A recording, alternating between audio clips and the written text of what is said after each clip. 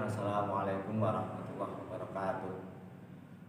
Alhamdulillahirabbil alamin wa bihi nasta'inu ala umuri dunya waddin wassalatu wassalamu ala asrofil anbiya'i wal mursalin sayyidina wa maulana Muhammadin wa ala alihi washabbihi ajmain, amma ba'd.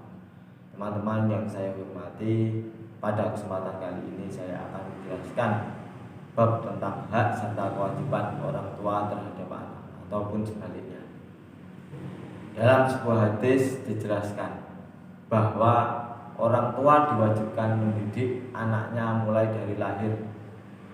Seperti dalam hadis yang diriwayatkan oleh Abu Rafi'ai dari ayahnya, ia berkata, "Aku pernah melihat Rasulullah SAW azan sebagaimana azan sholat di telinga Hasan bin Ali pada saat Fatimah melahirkan." Hadis riwayat Abu Dawud. Hadis ini menjelaskan bahwa seorang ayah telah mengajarkan mengenal Allah sejak anaknya usia dini, sejak baru lahir. Dalam hadis lain juga dijelaskan bahwa setiap anak yang dilahirkan adalah fitrah, tinggal kedua orang tuanya lah yang akan menjadikan sebagai seorang Yahudi, Nasrani ataupun Majusi. Hadis riwayat Bukhari. Wasiat Rasulullah SAW kepada umat Islam untuk anaknya. Yang pertama yaitu membuka kehidupan anak dengan kalimat la ilaha illallah.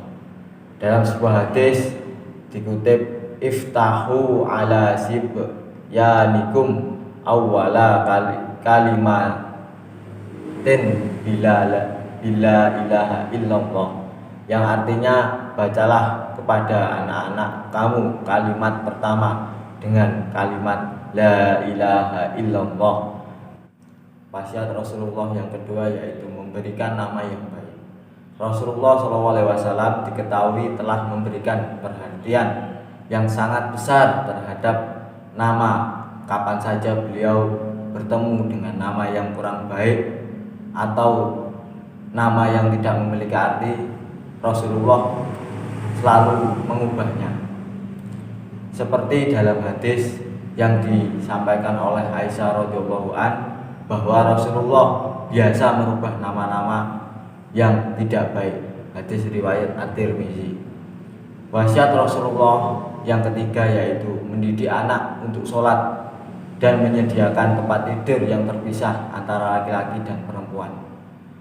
Dalam sebuah hadis dikutip yang artinya, "Suruhlah anak-anakmu salat bila berumur 7 tahun dan gunakanlah pukulan jika mereka sudah berumur 10 tahun, dan pisahkanlah tempat tidur mereka, putra dan putri."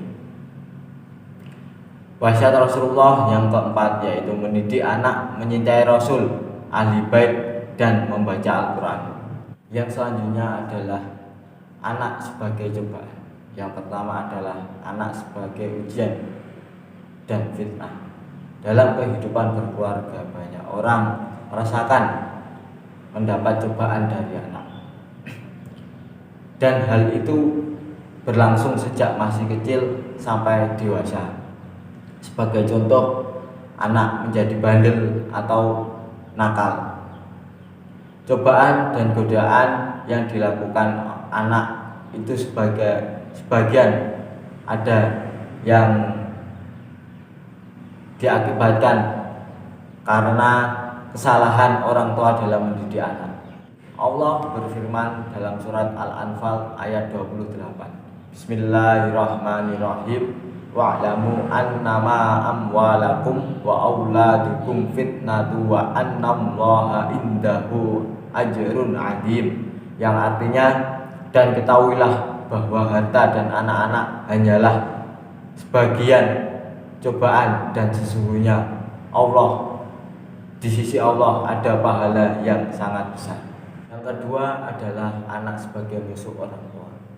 Jika orang tua keliru dalam mendidik seorang anak, maka anak tersebut akan menjadi musuh orang tua.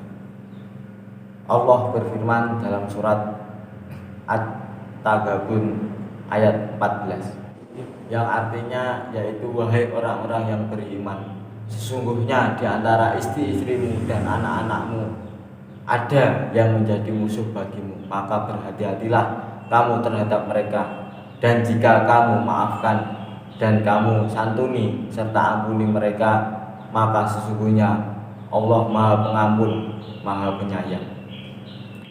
Yang kedua yaitu anak lahir atas dasar fitrah. Menurut Al-Biqai, fitrah artinya ciptaan pertama dan tabiat awal yang Allah ciptakan manusia atas dasarnya. Al-Biqai mengutip pendapat Imam Ghazali dalam kitab Ihya Ulumuddin bahwa setiap manusia yang diciptakan atas dasar keimanan kepada Allah, bahkan atas potensi mengetahui persoalan-persoalan sebagaimana adanya. Dari pendapat tersebut kita dapat menyimpulkan bahwa fitrah berarti potensi dasar yang dianugerahkan oleh Allah kepada manusia sejak lahir.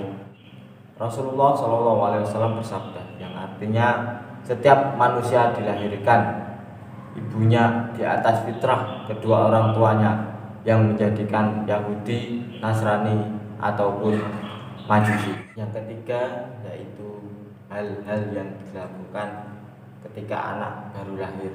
Yang pertama adalah mengumandangkan azan dan iqomah.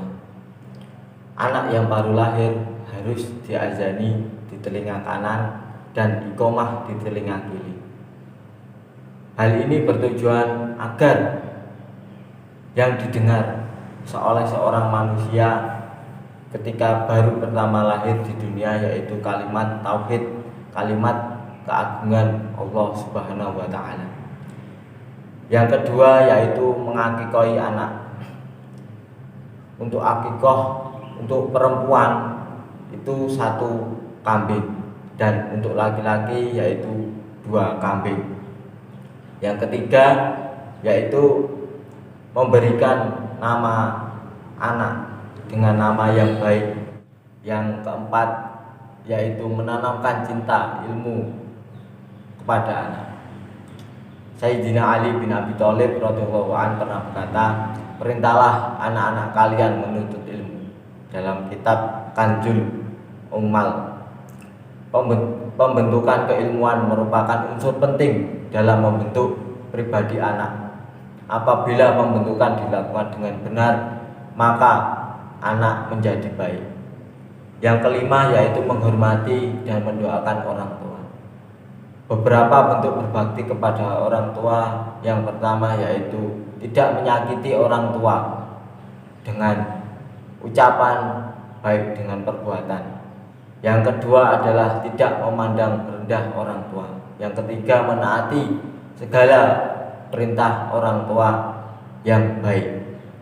Yang keempat adalah merendahkan diri di hadapan orang tua. Yang kelima mendoakan orang tua baik orang tua masih hidup ataupun sudah meninggal. Yang keenam yaitu menyambung silaturahmi kepada kerabat orang tua. Dalam sebuah hadis Rasulullah SAW bersabda, sesungguhnya perbuatan baik yang paling baik adalah menyambung tali silaturahmi kepada teman-teman bapaknya sesudah bapaknya meninggal.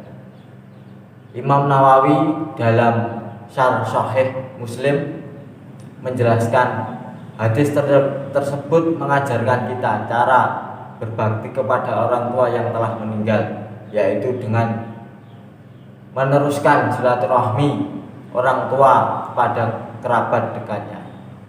Yang ketujuh yaitu syarat anak yang meninggal sebelum balik terhadap orang tua. Rasulullah bersabda, ma minan nasi minal muslimin yatawaffa lahu salatalam yablahu jingsu illat halahu Allahul jannata bi fadlih rahmati iyahum. Yang artinya tidaklah seorang muslim yang ditinggal mati oleh 3 anaknya yang belum balik kecuali Allah akan memasukkan ke dalam surga dengan rahmat yang Allah berikan padanya.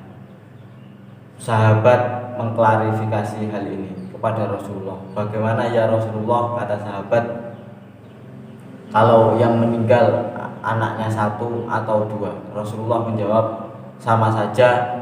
Orang yang ditinggal mati oleh anaknya akan menunggu di pintu surga dan akan memberikan syafaat kepada orang tuanya untuk masuk surga." Kedelapan yaitu peran serta lingkungan yang kondusif, baik keluarga maupun teman. Sayyidina Ali radhiyallahu an pernah berkata, "Ajaklah anak pada usia sejak lahir sampai 7 tahun untuk bermain. Ajarkanlah anak peraturan dan adab ketika berusia 7 tahun sampai 14 tahun. Pada usia 14 tahun sampai 20 tahun, jadikanlah anak sebagai mitra orang tuanya." Pengaruh lingkungan sangat berpengaruh pada perkembangan anak, terutama keluarga dan teman-teman sekitar. Baik buruknya seseorang anak ditentukan bagaimana orang tua dalam mendidik anak. Itu tadi sedikit penjelasan tentang hak dan kewajiban orang tua terhadap anak. Semoga penjelasan saya tadi bermanfaat untuk kalian, para orang tua dan para calon orang tua. Sekian, terima kasih. Wassalamualaikum warahmatullahi wabarakatuh.